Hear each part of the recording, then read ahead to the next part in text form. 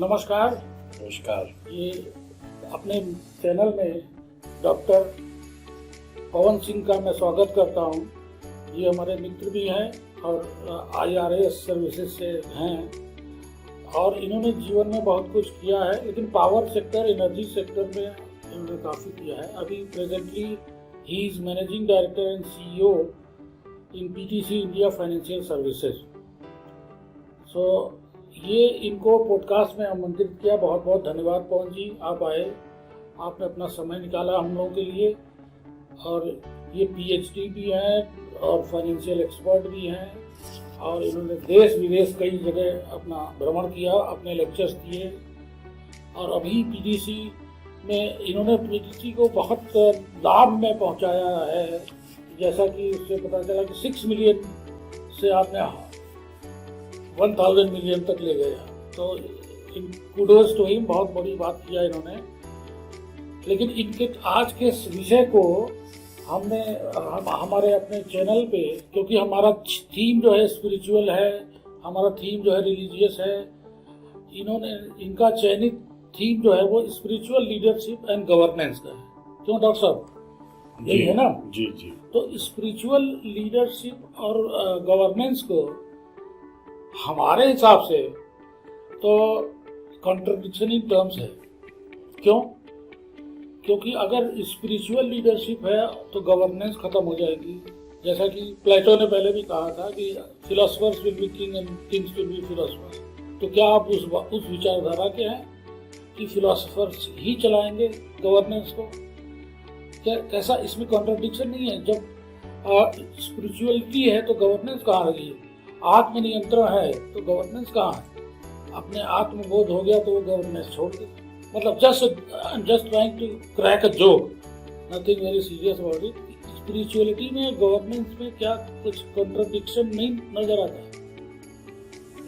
देखिए, पहले तो हमें ये समझना पड़ेगा कि स्पिरिचुअलिटी का मतलब क्या होता है जी।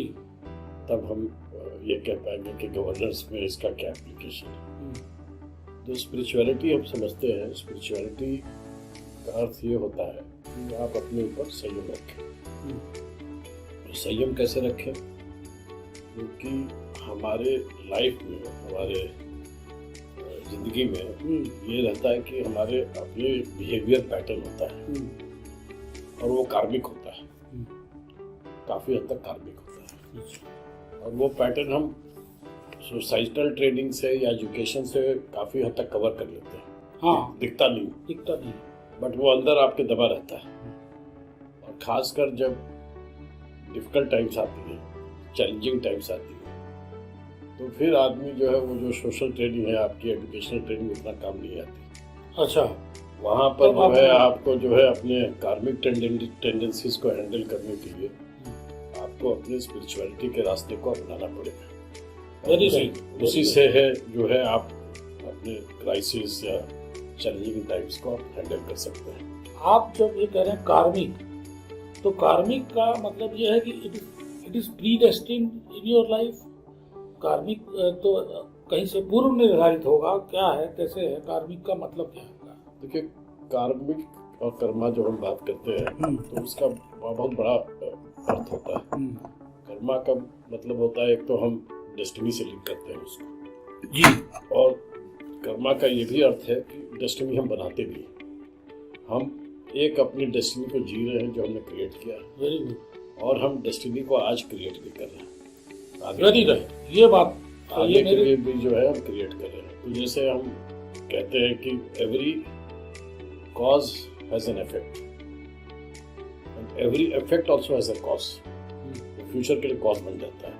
हाँ, वो तो सीक्वेंस है, तो cause and effect, causal theory यही है। जो कार्मिक पैटर्न है उसको जो है भी कंट्रोल में रखना बहुत जरूरी है। उसको समझना कि मेरी टेंडेंसीज क्या क्या है। खासकर हमारी प्लस पॉइंट भी, कार्मिक का मतलब खाली नेगेटिव नहीं होता है, पॉजिटिव नेगेटिव दोनों होता है। कुछ हमारी पॉजिटिव साइड्स हैं अपने कार्मिक टेंडेंसीज की और कुछ जो है हमारी नेगेटिव टेंडेंसीज है। तो नेगेटिव टेंडेंसीज को हमें कंट्रोल में रखना है, पॉजिटिव को और पॉलिश प्रमोट करना है। वो this is as simple as that. इसके लिए जो है कहना आसान है, बहुत ज़्यादा कॉन्शियसनेस की जरूरत पड़ती है, अलर्ट रहना पड़ता है, क्योंकि हमारी जो टेंडेंसी है हमारे ऊपर प्रिवेल कर जाती है, पास्ट की जो टेंडेंसी है, मतलब जो पास का आपका जो टेंडेंसी है प्रिवेल कर जाती है और ये नहीं होने देती है। नहीं होने देती। हाँ, तो कुछ ऐसा लग रहा है कि आपकी थॉट प्रोसेस जो है वो बुद्धिस्ट थीम को लेके है, क्योंकि उसमें कॉज एंड इफेक्ट की थ्योरी ऑफ कॉन्शियसनेस को, क्षणभंगवाद को, इन सब चीज़ों को बहुत महत्व देते हैं। तो कुछ ऐसा तो नहीं है कि आपका जो कार्मिक थ्योरी है वो हिंदू कार्मिक थ्योरी से फर्क है, जिसमें कि पूर्व जन्म कृतम यत् पापम पुण्यम, जो जो मिला है वही होगा, ऐसा नहीं है। देखिए, बुद्धिज्म और हिंदू फिलॉसफी में कोई बहुत ज़्यादा अंतर नहीं है। दोनों कर्मा को दोनों मानते हैं, जहाँ भी मानते हैं वो मानते हैं। बुद्धिज्म थोड़ा सा उस टाइम में जो है एप्लीकेशन बेस्ड, आप जो है उसको कैसे यूज करते हैं। तो कर्मा को जो है हम इस तरह से देखें कि कर्मा जो है, हमें कर्मा झेलना नहीं है। कर्मा तो लाइफ आफ्टर लाइफ, लाइफ तो परमानेंट होता है, लाइफ तो शरीर है, शरीर तो खत्म हो जाएगा, बट लाइफ परमानेंट, फिर दूसरे फॉर्म में आएगा लाइफ। तो हमें जो है अपने कर्मा को पॉलिश करना है, इम्प्रूव करना है, ताकि हम जो है इनफैक्ट कार्मिक टेंडेंसी को बड़े पॉजिटिव तरीके से देखें, ताकि हमें एक अपॉर्चुनिटी मिली है। हम ह्यूमन बीइंग बॉर्न हुए हैं, मनुष्य योनि में पैदा हुए हैं, हमें अपॉर्चुनिटी मिली है कि अपना कर्मा ठीक कर सके।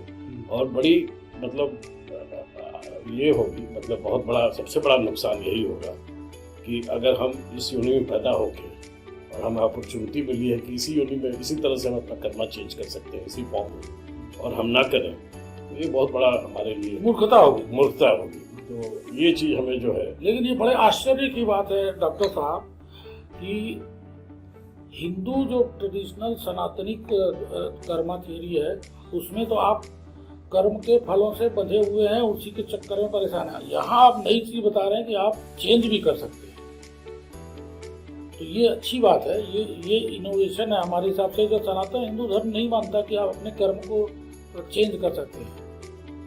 देखिए, कर्म तो क्या है, थॉट वर्ड एंड एक्शन, सोचते हैं और उसको बोलते हैं और एक्शन में दिखाते हैं।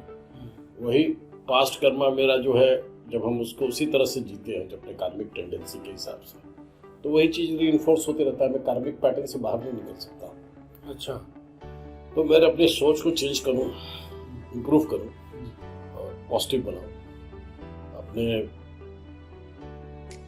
एक्शन को मैं इम्प्रूव करूं डे बाय डे, जिस तरह से मैं सोच को अपना चेंज कर रहा हूं, उसी हिसाब से एक्शन को बदलूं। तो मैं जब मेरा एक्शन सही होगा तो कर्मा तो अपने आप चेंज होगा। कर्मा तो एक्शन से पैदा होता है। तो I take responsibility of my life. मैं अपने जीवन का कंट्रोल अपने ऊपर लेता हूँ, मैं किसी और के ऊपर नहीं ब्लेम करता हूँ। और रिस्पॉन्सिबिलिटी लेना most important, that is the crux, कि मैं रिस्पॉन्सिबिलिटी मैं चेंज करूंगा अपनी लाइफ को। हाँ, कोई नहीं बताया, I will be the script writer of my life. मैं अपनी डेस्टिनी खुद लिखूंगा। बहुत अच्छी बात आपने कही। ये बात जो है आपका, जो ये आपका, इतने जगह आप फाइनेंशियल हेड रहे, सब कुछ रहे, इन सब जगहों से गुजरते हुए आपने क्या इसको कभी अप्लाई किया अपनी इस थॉट को, जैसे गवर्नेंस में इस थॉट को अगले अपने एम्प्लॉई या अपने नीचे के या ऊपर के जो ऑफिसर हैं, या उनसे कैसे इस चीज ने मदद की आपको?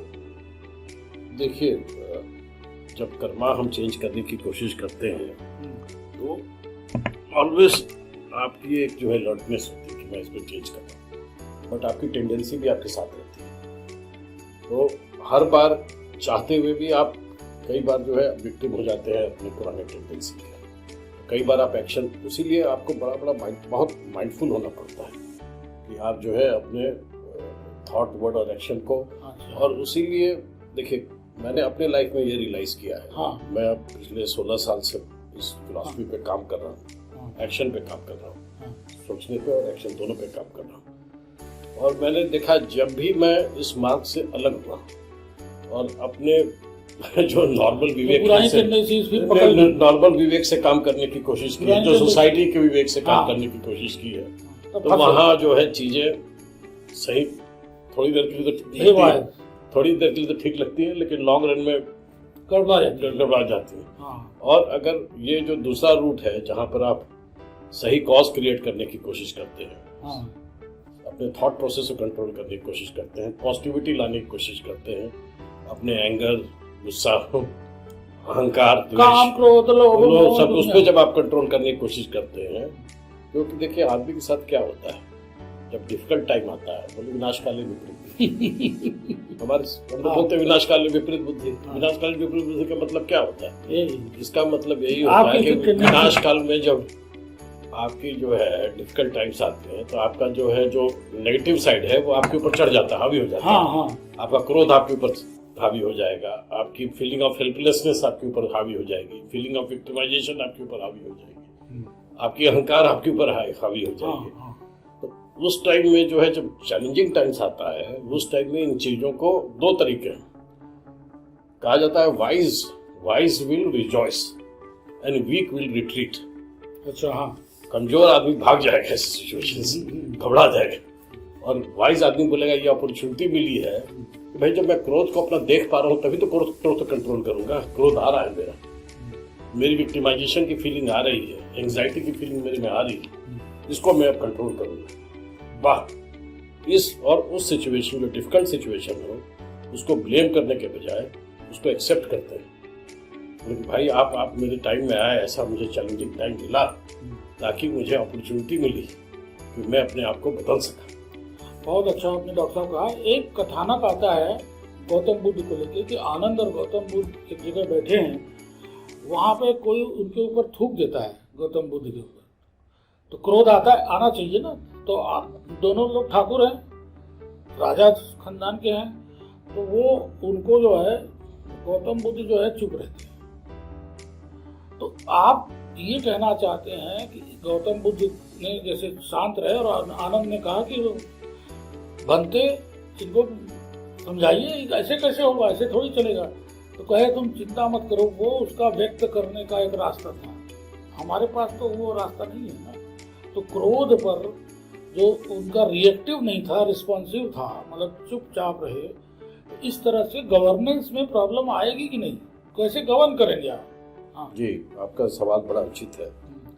और ये कि और कई बार हम लोग जो है अपने स्पिरिचुअल प्रोसेस को, इसलिए मैं स्पिरिचुअलिटी को समझना बहुत जरूरी है। स्पिरिचुअलिटी का मतलब और ये भी होता है कि एक्शन ले, ये नहीं मतलब एक्शन ले। हाँ। अब देखिए क्या है कि आप जो है किसी ने मेरे साथ दुर्व्यवहार किया, मेरे साथ ही नहीं किसी और के साथ दुर्व्यवहार किया, ऑर्गेनाइजेशन में आप ऐड कर रहे हैं और टॉप लेवल पे एक सीनियर लेवल का अफसर एक मिडिल लेवल अफसर को तारीफ करता है, हाँ। तो आप देख के उसको इग्नोर तो नहीं कर सकते, बट उसके तरीके हैं हैंडल करने के। उसके तरीके ये हैं कि आपको जो सीनियर लेवल अफसर है उसके अगेंस्ट में द्वेष नहीं आने देना है, बट उसकी गलती को उसको सुधारना बहुत जरूरी है। और जब आप तभी उसकी सारी कहते हैं, हमारे यहाँ कहावत है लाइफ स्टेट, आपकी लाइफ स्टेट अगर सही होगी तभी आप उसके साथ अच्छा कम्युनिकेशन कर पाएंगे। लाइफ स्किल स्टेट लाइफ मतलब आपकी स्टेट क्या है, लाइफ अच्छा नीचे अच्छा टॉप पे, तो लाइफ स्टेट हाई होगी तभी आप उससे बात कर पाएंगे, एंगेज कर पाएंगे। तो अपने डिट्रैक्टर्स या जिन लोगों से आपका मतभेद है उससे बढ़िया कम्युनिकेशन, बढ़िया डायलॉग तभी होगा जब आपका लाइफ स्टेट हाई रहेगा, आपके मन में नेगेटिव विचार नहीं रहेंगे। बट किसी की गलती है तो उसको बताना आपका धर्म है, हाँ, उसको करेक्ट करना बहुत धर्म है, क्योंकि आप अपनी ड्यूटी नहीं फुलफिल कर रहे हैं और अपनी कार्मिक टेंडेंसी को, और आप जो है आप वीकनेस दिखा रहे हैं। तो weakness, courage is hallmark of spiritualism. अच्छा, ये बड़ी बात है। Courage is a very big hallmark of spiritualism. अच्छा, करेज का मतलब वायलेंस नहीं है, तो वायलेंस नहीं है करेज का मतलब। करेज का मतलब है कि सही चीज को सही तरीके से बोलना, और किसी आदमी की गलती है तो उसको सुधारना, उस आदमी को प्रताड़ित नहीं करना है, उसकी गलती को बताना है। तो कोई आपका ऐसा कुछ, डॉक्टर साहब, कोई आपके जीवन में कोई ऐसा लाइव एग्जाम्पल आपके साथ जो घटा हो जिसमें आपने इस टेक्निक से मैनेज कर लिया हो, कोई विद्रोह या कोई विप्लव, कोई बात आ रही हो कोई असंतोष हुआ हो जिसको आपने इस तरह से टैकल कर दिया हो?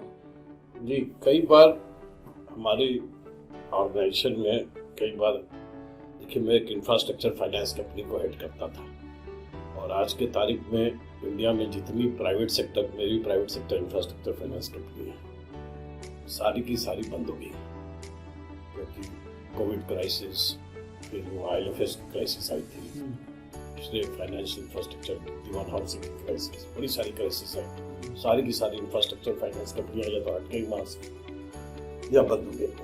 तो ये क्राइसिस हमें भी झेलना पड़ता था कई बार और बहुत सारे निर्णय पहले के लिए हुए जो उस टाइम सिचुएशन ऐसी थी। बहुत सारे लैंडिंग हमने किया था थर्मल एसेट्स में किया जो बैड एसेट हो गए, उनको कैसे हैंडल करना, रिजॉल्व करना है। अब हमारे यहाँ बोर्ड में बड़े दिग्गज लोग और बड़े पंडित लोग होते थे अपने अपने लाइन के एमिनेंट, कोई सेक्रेटरी गवर्नमेंट है, कोई स्टेट बैंक का चेयरमैन रह चुका है, कोई इंस्टीट्यूट ऑफ चार्टर्ड अकाउंटेंट का चेयरमैन रह चुका है, कोई इंटरनेशनल मॉनेटरी फंड के ऑडिट कमेटी का चेयरमैन रह चुका है। ऐसे ऐसे लोग हमारे बोर्ड में थे। तो उन लोगों के साथ एक टॉपिक का डाइवर्जेंट व्यूज और सबको कन्वर्ज, कई बार ऐसा हुआ कि मैं एक व्यू लेके आता था और सारे के सारे दिग्गजों की व्यू जो है अलग होती थी। बट चूंकि मैं स्पिरिचुअलिटी के रास्ते से उनको डायलॉग में एंगेज करता था, तो मीटिंग को मैं जो 1 घंटे की मीटिंग थी 2 घंटे हो जाती थी, 3 घंटे हो जाती थी, 4 घंटे हो जाती थी, 6 घंटे हो जाती थी, 8 घंटे हो जाती थी। बट एंड में लोग मीटिंग के बाद यही कहते थे कि आपने अपनी बात रखवा ही दी। अच्छा। और कंपनी के इंटरेस्ट में आपने ये निर्णय ले लिया। Very good. तो मैंने स्पिरिचुअलिटी उसमें आपका काम कंपोज्ड, करेज, सही चीज बोलना, रिस्पेक्टफुली बोलना, कॉन्ट्रडिक्ट भी करना तो रिस्पेक्टफुली करना, पर करना जरूर है। ये नहीं कि बहुत सीनियर हैं, हमको कुछ बोल दिए और उनकी बात मान के चलिए मैं गुडी गुडी होके बाहर आ जाऊं उससे, वो नहीं। तो मतलब एक चीज जो दिमाग में आती है लेमैन के रूप में कि जो गवर्नेंस में आपने स्पिरिचुअलिज्म को डाल के इस थोड़ा सा समय लगा मीटिंग्स में ज्यादा, लेकिन आपने अपनी बात मनवा ही ली जो संस्था के हित में आपने अपनी बात मनवा ली। तो मैंने जो आपने कहा हॉलमार्क जो है वो करेज है, बट करेज को धीरे धीरे भी छोड़ा जा सकता है। तुरंत करेज दिखा देंगे तो शायद वो किसी को हर्ट कर सकता है। एक्सप्रेस कैसे करते हैं करेज को? रिस्पेक्ट, देखिए डिग्निटी ऑफ लाइफ। जो आपने जब बुद्धिज्म की बात कर रही थी, बुद्धिज्म क्या कहता है? वही एक कहावत है जो अंग्रेजी किताबों में लिखा है, the purpose of appearance of Shakyamuni Buddha in this world was his behavior as a human being, as a behavior, ideal behavior of human being. And who was that? What was that behavior? Behavior of never disparaging. Never disparaging मतलब respect for yourself and respect for others. Respect कभी कम नहीं होनी चाहिए किसी के लिए। आपके मन में अंदर से, ये नहीं कि दिखावा वाला आदर, वो नहीं कि आप बाहर से दिखा रहे हैं। अगर आपके मन में आदर है सबके लिए, और चैलेंज हमारे लाइफ के ह्यूमन बीइंग का जो सबसे बड़ा चैलेंज है ह्यूमन लाइफ का, वो है कि कंटिन्यूअस आदर सबके लिए रखना। और अगर आप आदर रखते हैं, सम्मान रखते हैं, तो किसी भी बात को, कठिन से कठिन बात को भी आप, और किसी भी स्ट्रॉन्ग चीज को भी आप सामने रख सकते हैं, क्योंकि आप रिस्पेक्ट कर रहे हैं उसके आइडियाज को भी रिस्पेक्ट कर रहे हैं, उसके कॉन्ट्रडिक्शन को भी रिस्पेक्ट कर रहे हैं, और अपने आप को भी रिस्पेक्ट कर रहे हैं। अपने आप को भी रिस्पेक्ट कर रहे हैं और उन लोगों को भी मौका दे रहे हैं, उनको भी सुन रहे हैं, इसलिए आपको। तो आप ये मानते हैं कि बुद्धिज्म के माध्यम से हम लोग ऑर्गेनाइजेशन में गवर्नेंस को ऐसे कर सकते हैं जो कि जैसे हम लोगों के दिमाग में आता है कि गवर्नेंस का मतलब है डोमिनेंस। जो हमारे वर्तमान लीडर हैं, वो गवर्नेंस का मतलब, गवर्नेंस और डोमिनेंस में क्या फर्क है?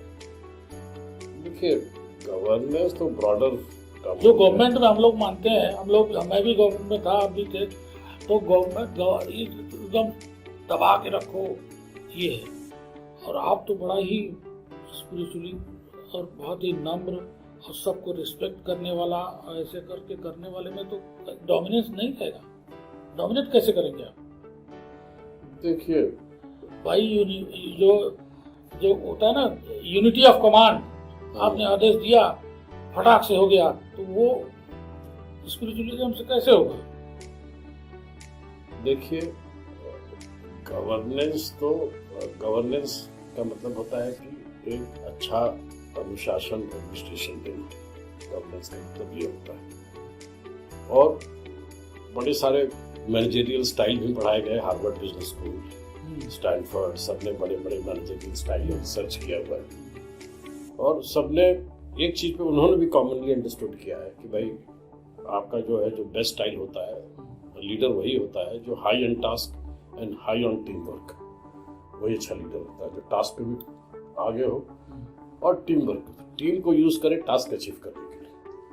अच्छा, टीम स्पिरिट हाई रखे, मोरल हाई रखे। अगर टीम की मोरल हाई है तो एक आध काम आप करवा लेंगे उनसे, अगर मोरल उनका डाउन हो जाता है हाँ, तो वो फिर जो है वो प्रोडक्टिविटी बहुत हाई लेवल की नहीं होगी। आप अच्छा, हाईएस्ट लेवल की प्रोडक्टिविटी के लिए आपको अपने लोगों को साथ लेकर चलना होता है। इट इज, हमारे यहाँ एक सेइंग भी बुद्धिज्म में हम सेइंग कहते हैं, it is not about 1% taking 100 steps, but it is about 100 people taking 1 step together.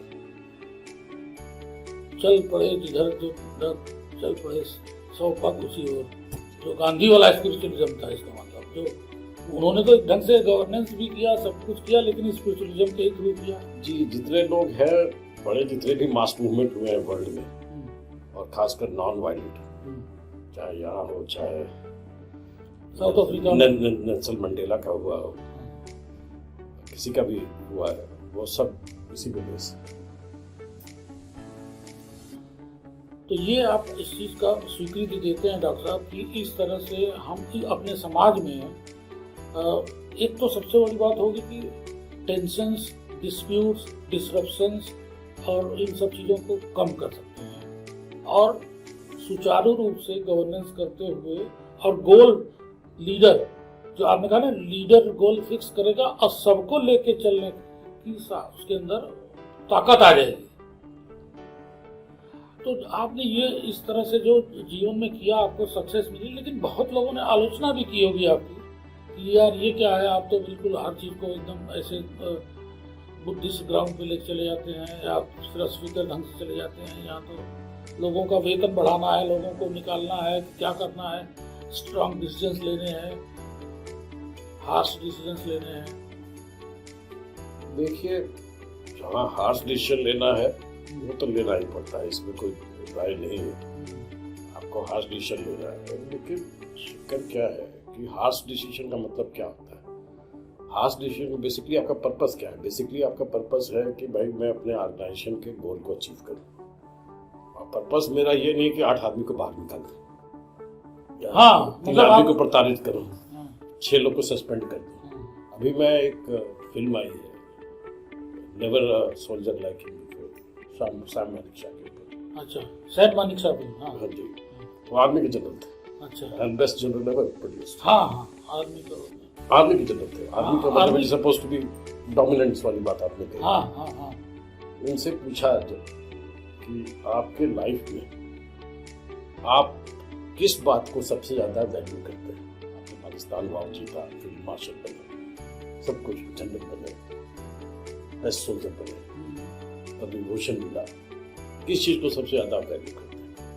उन्होंने कहा एक ही चीज को मैं वैल्यू करता हूँ, from second lieutenant to field marshal I never punished an officer. है, अच्छा, ये तो बड़ी आश्चर्य की बात है।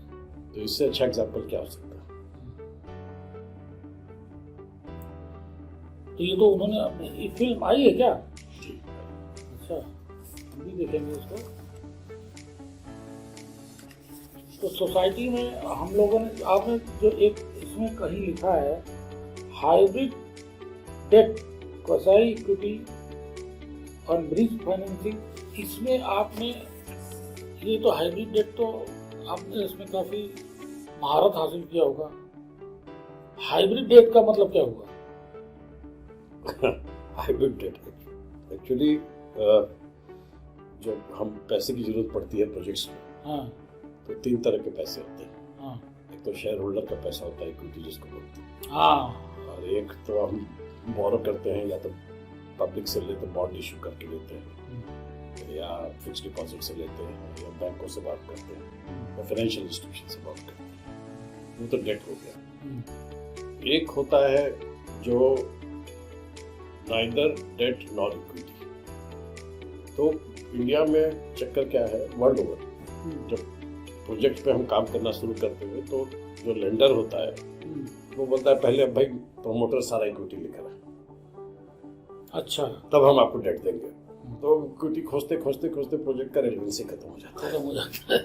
तो जब तक लाएगा इक्विटी, तो जब तक वो इक्विटी अरेंज करता है तब तक के लिए स्टॉप गैप अरेंजमेंट के लिए कुछ पैसे दिए जाते हैं, प्रोजेक्ट को रिस्क को मिटिगेट करके। ऐसे नहीं कि आपने आंख बंद करके दे दिया, तो उसको जो प्रोजेक्ट का रिस्क हो उसको समझते हुए आप जब पैसा उसको देते हैं जो बाद में इक्विटी को रिप्लेस करता है या बाद में डेट को रिप्लेस करता है, दोनों को कर सकता है, दोनों कर सकता है, बोथ वेज वर्क करता है।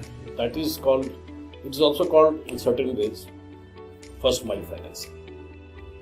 अच्छा, it's also called first mile financing. First mile financing जो है आपको जो या तो ये रिस्की नहीं है, ये रिस्क जी, ये तो उसीलिए सबके बस का है नहीं। और आप इसमें बड़ा इम्पोर्टेंट है कि आप जहाँ पैसा लगा रहे हैं उसके सेक्टर को, रिस्क को समझना बहुत जरूरी है। तो ये इसीलिए आपने इतना मतलब इतने दूर तक इसको ले गए, तो आपने रिस्क लिए इसका मतलब। देखिए, रिस्क अगर आप स्टीरियोटाइप आप रिस्क ना लें तो बिजनेस का मतलब नहीं है। There is no business without risk, but risk should not be blind risk. Risk should be always very, very calculated. So we say in business, you know, you cannot eliminate risk, but you can mitigate risk. So you have to mitigate risk and take decisions. That is what.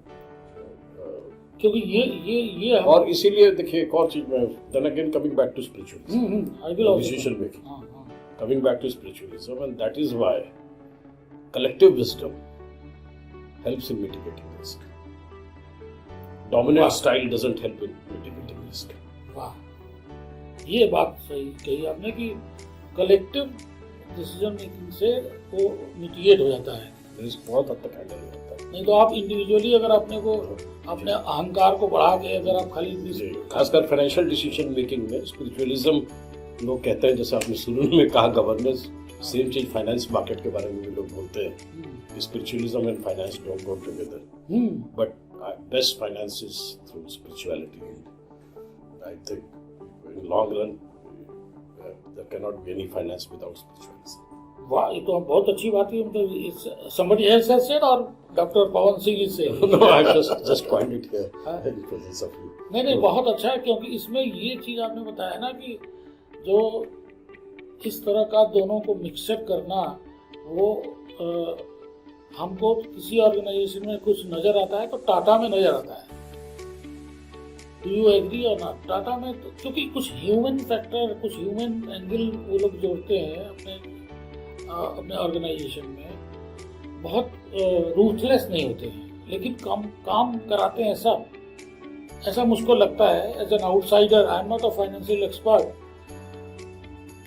देखिए, कुछ तो organisation के अपने culture होते हैं, कुछ individual leader का अपना स्टाइल होता है। It is a combination of both. Tata group में भी अलग अलग लीडरशिप स्टाइल वाले लीडर पैदा हुए। सुमंत मोलकर थे, उनका अपना स्टाइल होता था। ऋषि मोदी थे, अपना स्टाइल होता था। जे.आर.डी. टाटा का अपना स्टाइल होता था। बट एक चीज मैं बिल्कुल सहमत हूँ कि all of them had one, अपने न्यूआंसेस थे, उनके अपने अपने तरीके थे, but generally all of them had a human touch. वही, ये जो स्पिरिचुअलिज्म जो आपने कहा, उसी से वो ह्यूमन टच आता है, नहीं तो नहीं आता है। जेन्युइन स्पिरिचुअलिज्म से ही जेन्युइन ह्यूमनिज्म आता है। हाँ,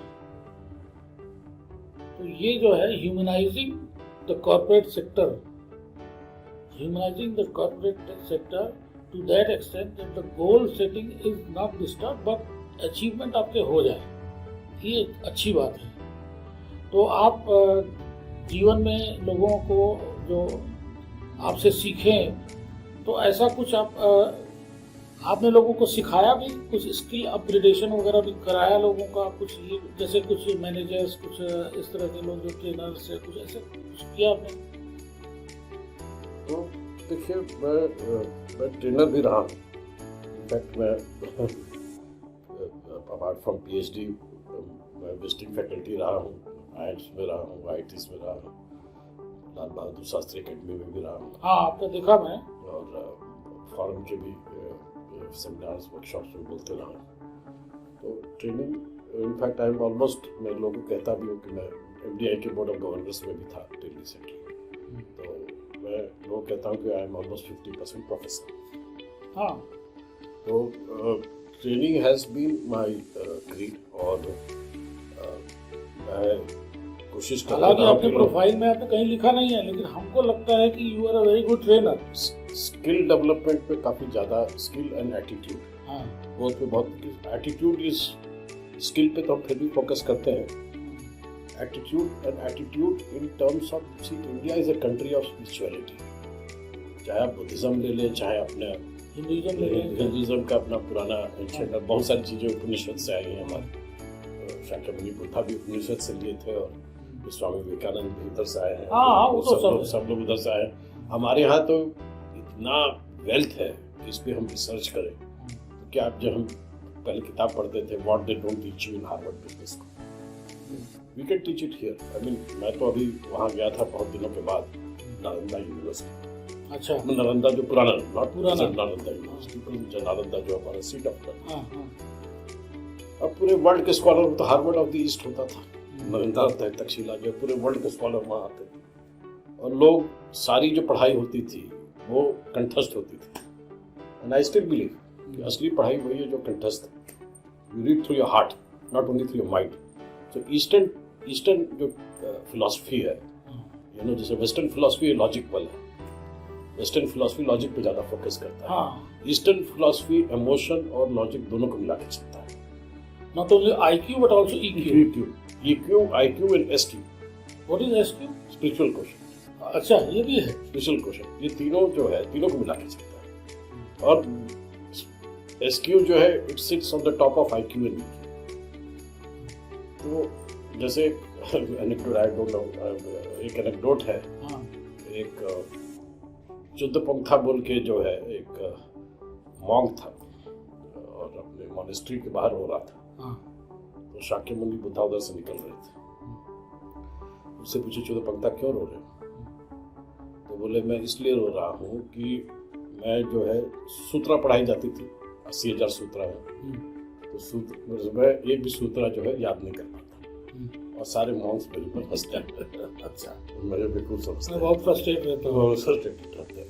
उनको शाक्यमुनि बुद्धा एक कारपेट उठाया, तो कारपेट उठा के बोले, एक साइड दिखाए तो गंदा, दूसरी साइड देखे तो साफ। बोला, कारपेट वही, एक साइड से देखे तो गंदा, एक साइड से साफ। तो पंथा, आप जो है साफ कारपेट, आप जो है, आप वाइस हो, जो लोग आप पे हंस रहे हैं वो मूर्ख। जो पंथा, go and work as you are the wisest monk. And Chudapantha was he became the most famous monk. अच्छा, एंड ही क्रॉस, मतलब शारिपुत्रा जो कितने ऑस्टेरिटी और इसको जो पार किया हुआ था, उनको बीट किया उन्होंने। जस्ट बाय क्या? Because he started applying Buddhist teaching, not by mastering Buddhist teaching, but applying. Application is the main thing. पोथी पढ़ के जब हुआ पंडित हुआ ना कोई, पढ़ाई अक्षर पढ़े जो प्रेम का वही पंडित हो। तो वही आपका जो एप्लीकेशन इज मेन थिंग। कितना भी हम इंटेलेक्चुअल हो, कितना भी हम, तो चुद्धपंथा का कोई सूत्र है क्या? अच्छा, हाँ, बुद्धिस्ट टेक्स्ट में। तो Chudapantha became one of the finest monks। तो देखिए, वही हम कहते हैं कि हम स्क्रिप्ट राइटर हैं अपने लाइफ की, जिंदगी की स्क्रिप्ट हम लिखते। स्क्रिप्ट हमारा कर्मा हम बना के आते हैं। मतलब मेरा कर्मा यही मेरी डेस्टिनी है, क्योंकि हमने स्क्रिप्ट बना दिया उस तरह का। और उस स्क्रिप्ट को रीराइट करने के लिए हम तैयार नहीं है। माइंड को वायर जो मेरी माइंड की है, उसको master your mind before mastering anything else. तो उस माइंड को रीवायर करने के लिए जो कष्ट लगता है, उसका आसान नहीं है। कहना आसान है नहीं, बहुत कंटिन्यूअस एफर्ट चाहिए माइंड को मास्टर करने के लिए। उसको रीवायर करने के लिए हम तैयार नहीं हैं। और फिर हम कर्मा को ब्लेम करते रहते हैं, सोसाइटी को ब्लेम करते रहते अब आप सही लाइन पे आए। हैं, फैमिली को ब्लेम करते अब आप रहते सही हैं, लाइन अपने पे- माता पिता को ब्लेम करते रहते हैं, तो अपने टीचर को ब्लेम करते रहते हैं। क्योंकि हमें ही problem lies within me, I have to rewire myself. तो what is the process to रीवायर?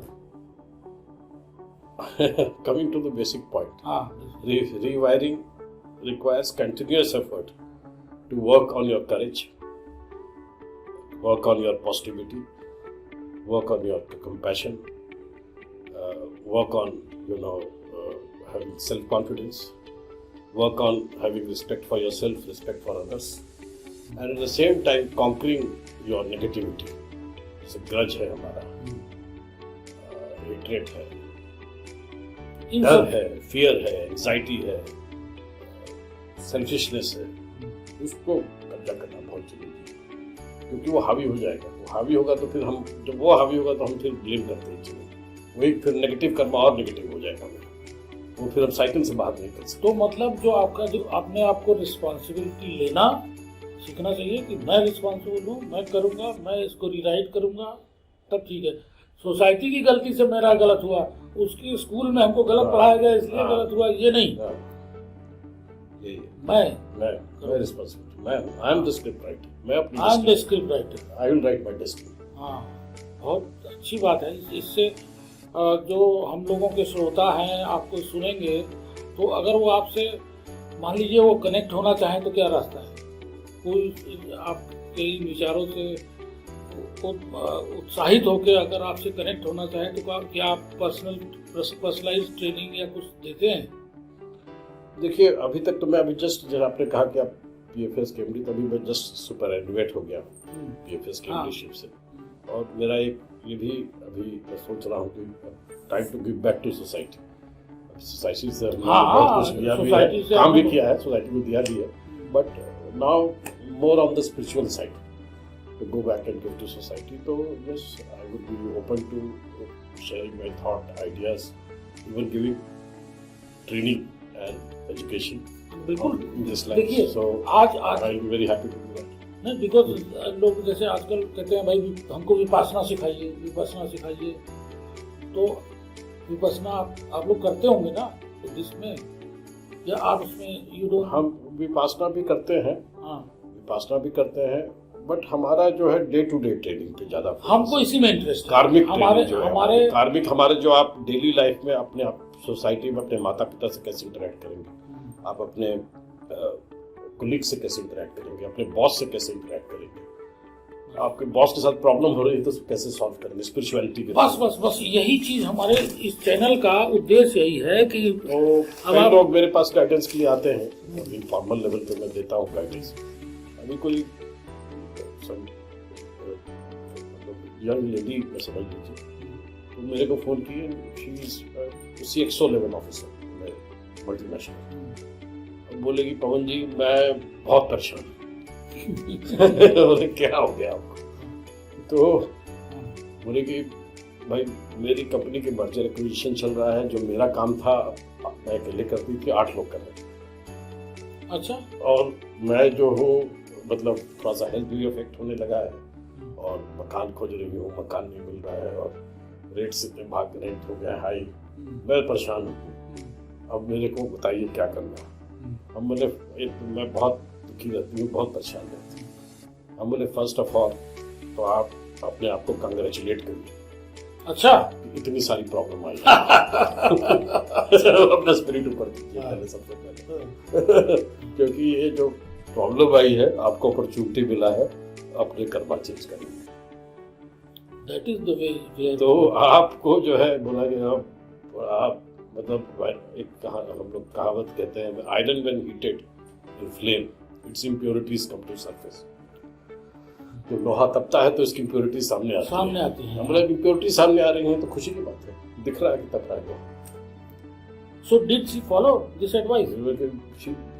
अब अभी तो 3 दिन पहले की बात है, तो अब तो उसकी at least after the meeting her spirit was very high, she was like this, she talked to me, her spirit was like this. I said that no, I'll work on it and I'll come back to you after a few days.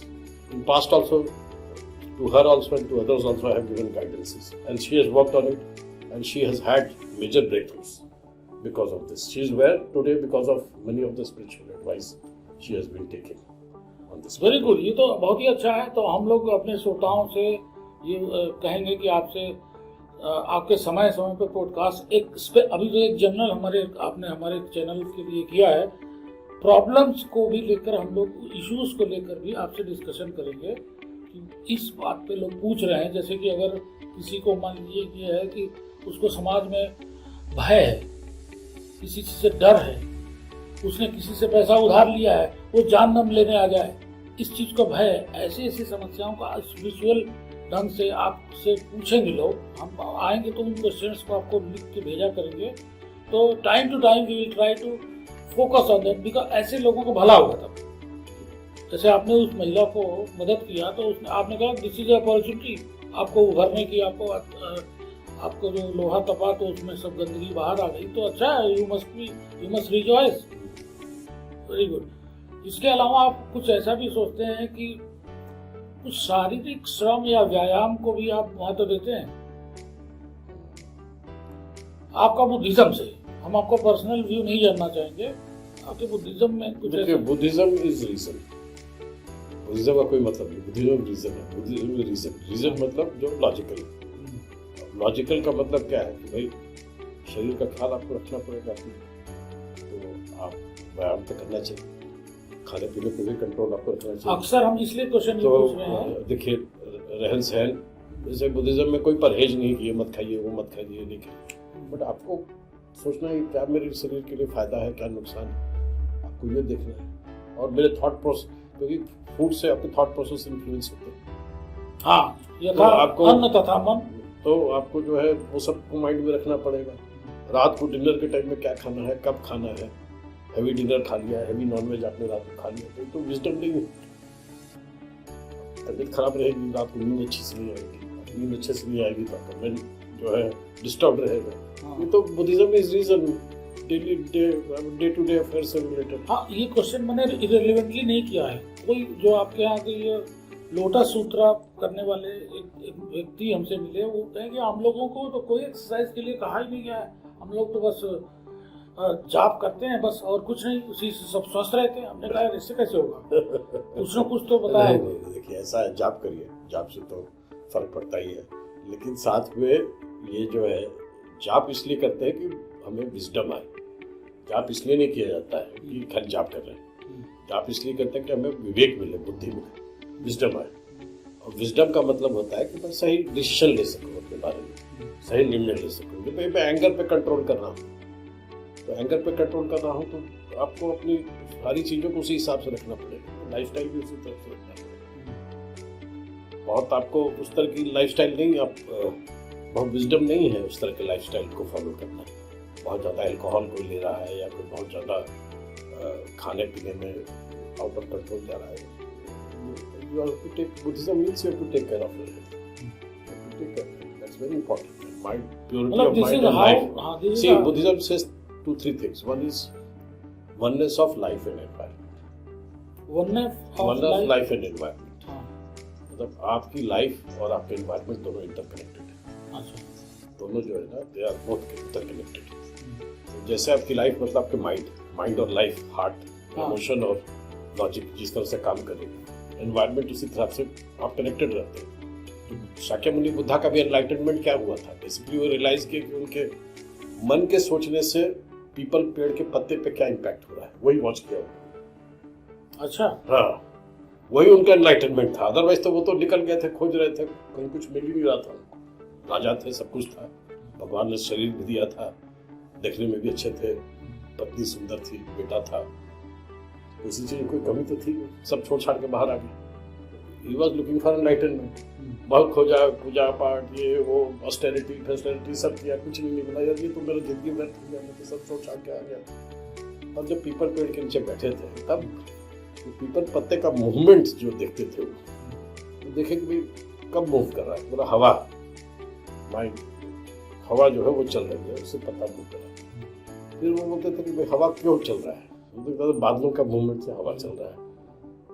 बोला बादलों का movement, ये सब उनके मन के, जो मन से सारा इफेक्ट हो रहा था। जैसा वो नेगेटिव जब सोचते थे तो नेगेटिव होता था, अच्छा, और जब पॉजिटिव सोचते थे तो पॉजिटिव होता था। तो oneness of life and environment. Life हमारे सोचते, हम नहीं सोच सकते कि हमारा पावर कितना है सोचने का। How much we can impact we can't realize even भी। कितना एनवायरनमेंट को इन्फ्लुएंस कर सकते हैं अपने सोच से। That is the power. तो आप माइंड को कंट्रोल करें, बहुत important. Oneness of life, oneness of body and mind. Oneness of body and mind, that is also important. Oneness of body and mind. So body ठीक रहेगा तो mind ठीक रहेगा, माइंड ठीक रहेगी तो बॉडी ठीक रहेगा।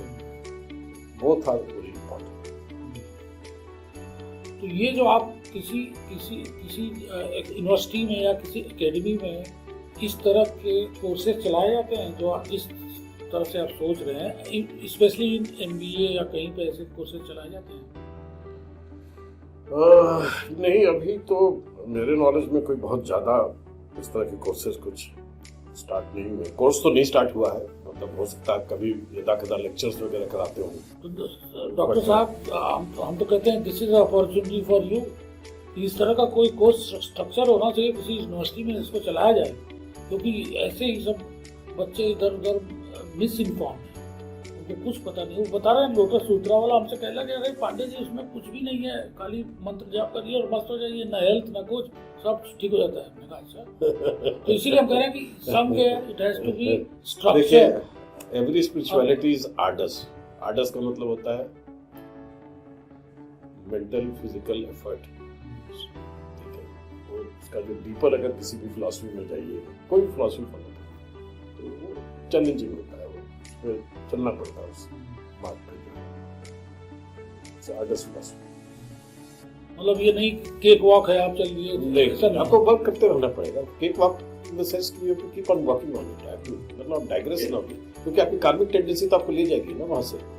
हाँ, आपको तो वो तो आप आज का थोड़ी कल्पास आफ्टर कल्पास आप कार्मिक टेंडेंसी लेकर आए, इसी लाइफ का थोड़ी है, तो लेके आए हैं, इसको लेके जाइएगा। इसलिए it's very important in this life time you have to, I write my destiny in this life time. I have been born as a human being. Human life is like dust on a fingernail. अच्छा, इतना कम है? इतना मतलब इतने कम लोग हैं जो मतलब ह्यूमन है पूरे, अगर पूरे यूनि को ले लें तो dust on a fingernail. Size of life is like dew on a leaf. कितना साल? 84 लाख योनियों में अगर आप मनुष्य हो गए तो बहुत बड़ी बात है। उसमें आप अपना डेस्टिनी नहीं चेंज कर रहे, यही सब चीज में निकाल दिया टाइम आपने। I think we should change that. We should also work. And that is the best way of doing things. I mean, most effective way. I have found it. That's the most. जब भी मैं deviate किया हूँ उस path से, I have found that the results have not been so good.